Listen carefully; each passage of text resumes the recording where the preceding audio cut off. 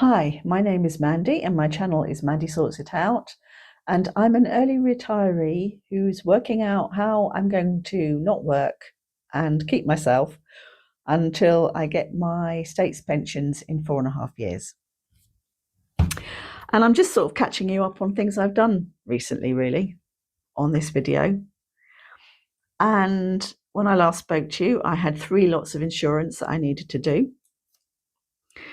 And one of them was my landlord's insurance for £793.50, which I have now managed to pay. I paid on my laptop. It was just the mobile phone causing things, but that did give me rise to some other thoughts. But I'll talk about the other 2 insurances first. I switched my car insurance to a new supplier. I was quoted something like £515 by my current supplier, but I could get the same insurance for £478.73. So I cancelled the automatic renewal with my old insurers and I have moved to a new insurance. Well, I haven't yet because all this happens in September. So in September, I will be with a new insurer. And then my contents insurance, last year I paid £21.34. This year I was quoted £49.15 by the same supplier. But when I phoned them, they dropped that to £34.38. I had seen a quote for around £32. So I compared the quotes and the one for £32 had a much higher excess. So I decided to go for the £34.38. So that's what I've done. So I'm with the same insurer for that. I said to the person I was speaking to, how come it's gone up so much? I only paid £21.34 last year. And she was like, yeah, I don't know how you only paid that because it's usually around £40-50 for contents insurance. You got it much cheaper than other people. And that tipped over a memory. And last year, I did a comparison site review and I phoned them up and said, oh, I can get it for £21. And he said, oh, I've managed to match you. And then after I hung up, I thought, hold on a minute, let me check the comparison site. And it wasn't £21 at all. It was a lot more than that. I think it was £31. So I totally blagged my way into cheap insurance without even realizing that's what I was doing. So it made me laugh, that did. So what else have I been doing? Well, I've read 2 books in the last week and a bit. I haven't felt very well. So yeah, it's a good opportunity to read. So I've read this, Booker Prize winner, Paul Scott, Staying On. And the reason I wanted to talk about this book was because after I read the first page and a half, I thought, I am going to stop here. I cannot read this book anymore. It is driving me insane because in that page and a half, there had been about 6 attacks on a fat woman for being fat, for being monstrous, for being blubbery, for being huge. This woman who weighed 16 stone. And I was just like, I just don't think I can read that anymore. Really can't. Put it aside and then thought, it's a page and a half. I should at least give it another page and a half. So I gave it another page and a half and I loved the book. I absolutely loved it. It was really moving. It wasn't really about anything. It was just about a elderly couple, an older couple who had stayed on in India after everybody else had gone home, the changes they'd seen, and mostly about their marriage and the different ways that they had accommodated to their marriage and the regrets they'd had and the hopes they still had. And yeah, it was very moving, thoroughly enjoyed it in the end. And I also read another book that I can't show you because it was on Kindle, and that's called The Trading Game by Gary Stevenson. I watch Gary's Economics, which is a YouTube channel where Gary used to give a weekly video talking about how he thought things were going to change in the UK. He talks a lot about inequality. He was from a very deprived background himself, and he sort of blagged his way into Citibank. And he wrote The Trading Game is about that, how he blagged his way into Citibank, his working life in Citibank, which is a depiction of him slowly losing his soul, which is really, really sad to read. And then Citibank's attempts to stop him leaving when he wanted to leave. He was trying to blag his way out in the way he blagged his way in. Yeah, really, really interesting book. I didn't think I'd like it. I didn't think reading a book that is essentially about trading in Citibank would be something that I would enjoy at all. But I loved it. He's a really, really good writer. And it was a really moving book. So I thoroughly enjoyed that, and I can recommend it. The landlord's insurance, yeah. When I was thinking about the landlord's insurance, I was thinking about other things I pay for that you don't really see because I don't put them through my budget that I've got here. They go through on my income. They reduce the net income that comes into me. So I pay for rates because they still have rates in Jersey. They don't have council tax. I pay for property management, a property management fee that comes out monthly. I pay for data protection registration annually, and there's a license you have to get in Jersey before you can rent out your property, and I pay for that annually. So there's things like that. And when I was thinking about that, I thought, well, I'll still be paying for rates even when I am putting the house up on the market for sale if it comes due, because it's an annual fee. And I thought, yeah, I'd forgotten about rates. I might have to pay rates. I mean, they're nothing like council tax. My council tax is over £1,000 a year, and my rates are something like 400. But I also thought that made me realise I'd be paying for utilities as well. When I ask the people to leave, I will have to start paying for the utilities at the premises. And even though I might have the electric turned off at the mains, because that's a requirement when you've got an empty property and you're trying to insure it, I'll still be paying the standing charge. And standing charges are expensive in Jersey. So that's something I hadn't allowed for in my calculations. And I didn't really I talked about not allowing this, I didn't allow for inflation either. In 4.5 years, inflation could be quite a lot, could be 10% in 4.5 years. So how do you beat inflation? Well, some people will say you put money into investments. And I've got some money in investments, so let's talk about those. I've got a stocks and shares with Monzo, and I've got £125 that I invested, and it's now worth £131.61. I've been putting it in gradually since the 8th of April. That's a £6.61 increase, which is 5.29%. That beats inflation. That's a good rate. I'm happy with that. Now my SIP, the SIP, it hasn't worked out quite how I thought it would really. I didn't expect to put so much in. In the end, I've put £1,000 in with the 2 payments that have gone in that I wanted to cancel, but I didn't have enough time to cancel.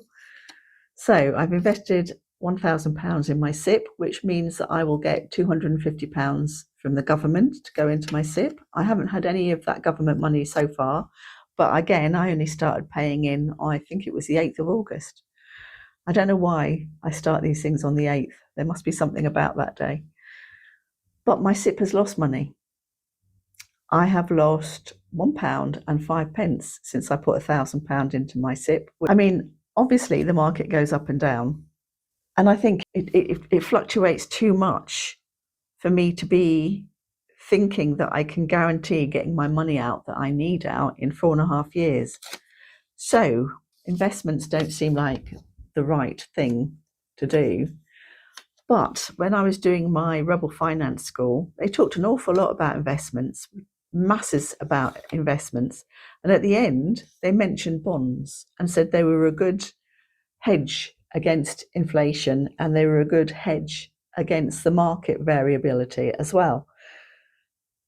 But I don't know really much about bonds. I know roughly what they are, but I don't know how they compare to cash or anything like that. So I've been trying to do a bit of reading up on bonds and thinking, I get the money from my mum, which I haven't yet. from her bank accounts and from the sale of her house. Should I put that into bonds so it will last me the 4.5 years and has a bit of a hedge against inflation? Or am I risking that the value might drop and I might take out less than I put in? So that's something I'm trying to find out at the moment. But yeah, definitely been thinking, right, I've got utility costs until I sell the house in Jersey, which I think is going to take a long time. There's also going to be utility costs of my mum's house. Not that I'll be paying for that. The 3 beneficiaries will be paying for that. I'm one of the 3. And that's something I don't think I made clear in my last video. I'm not the only person inheriting from my mum.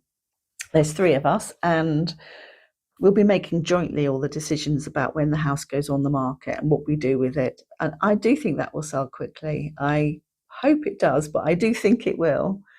So I'm not too worried about that. But we haven't even started the sale yet, and I don't know when that will start.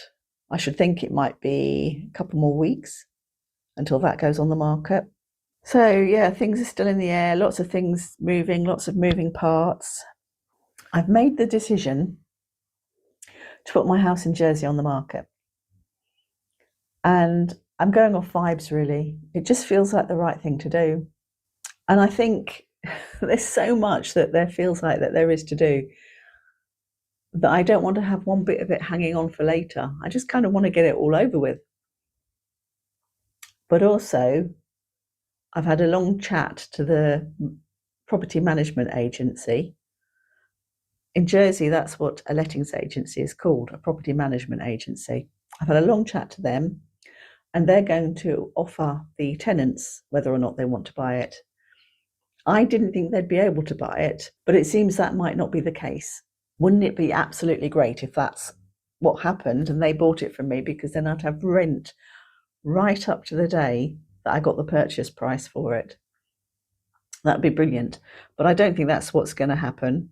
I mean, we'll see. I could be surprised. That would be delightful. But I don't think it is what's likely to happen. So I'm looking at what properties are available here, but knowing that it could be some time before I'm in a position to buy here. But thank you to everyone who was so kind as to give me your opinion on what they thought I should do. It really helped me think through all the options. Definitely. I've got a friend who used to live in Jersey, and when I told her I was moving away, she told me she was also moving away. It was really funny. We both decided very suddenly and just did it. And she moved away to a nice warm country. I moved here. She's really missing Jersey, and she's thinking about maybe going back. Her being in Jersey makes Jersey more appealing to me, but I don't think I can. I think when I'm over in November, what I will do is have a proper think about it, look at the prices in the shops, remind myself of the prices of the utilities and things like that, and have a proper investigation into it. I think that's the best way forward. Yeah, I don't think I can go back. The amount of times I tried to fly off that island and it was foggy and I was stuck and I couldn't get on the plane. I don't think I could